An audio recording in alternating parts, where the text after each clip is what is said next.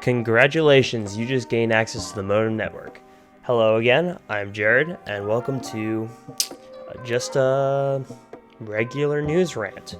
But today we are talking about E3, and I haven't wrote a script for this, but I just wanted to put another video out there just because.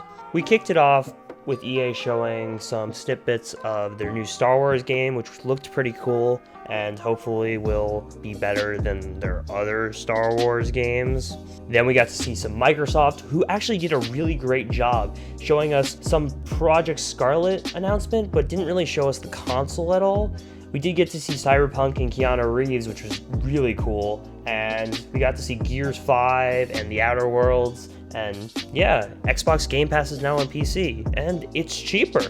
We also got to see Psychonauts 2, which is a cult classic, and we got to see Halo Infinite alongside the Project Scarlet reveal. Then we had Bethesda, which of course, it was amazing. Bethesda always brings the best games. There were only mobile games and DLC. That was it. The only really thing we saw from them was Deathloop, which we had a cinematic trailer and saw no gameplay for. Ghostwire Tokyo, which also showed a cinematic trailer. And we saw Doom, which did not show a cinematic trailer, but we've already known about and seen many gameplay trailers for already. But thank you.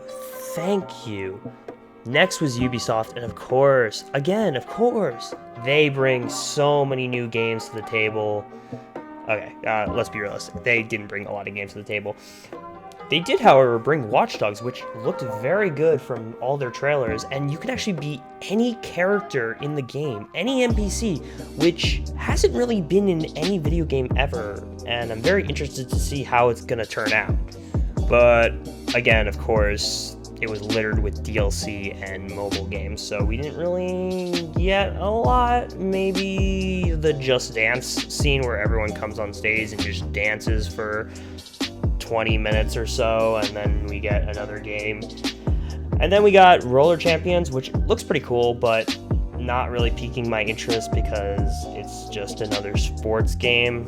But I guess it could be the next Rocket League if it turns out to be good or so.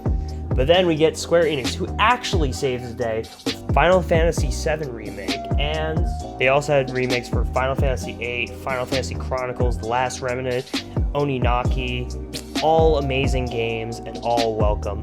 They also unveiled Marvel Avengers, Outrider. Square Enix did an amazing job and no complaints here.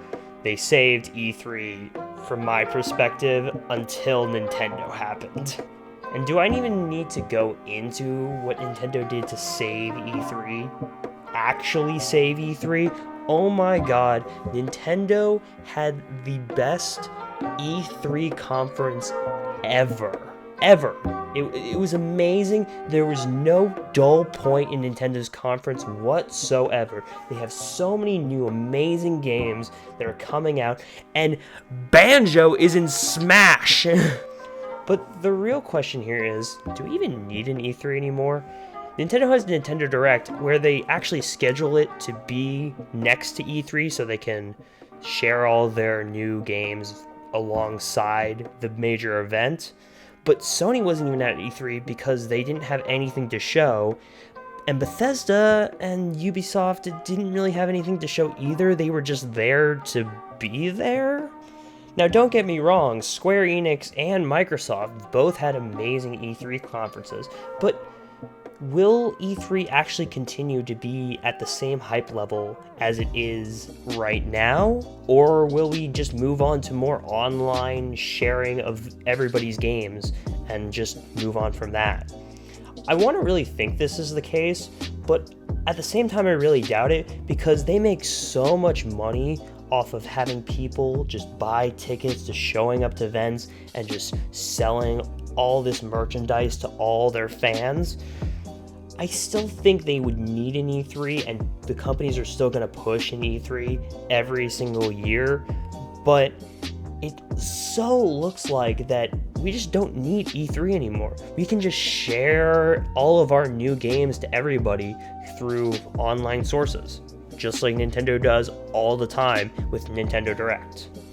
But yeah, that's just my little rant about E3. If you want to know what I'm doing here in this gameplay footage that I have right now, it's actually a no shield run in Borderlands 2, and it's really quite hard. I've been struggling playing through the game, trying to just gain every level at a time. But it's all to build hype for the new game, Borderlands 3, which I'm going to play so much when it comes out. Thank you, Lord Gearbox, for giving me this game.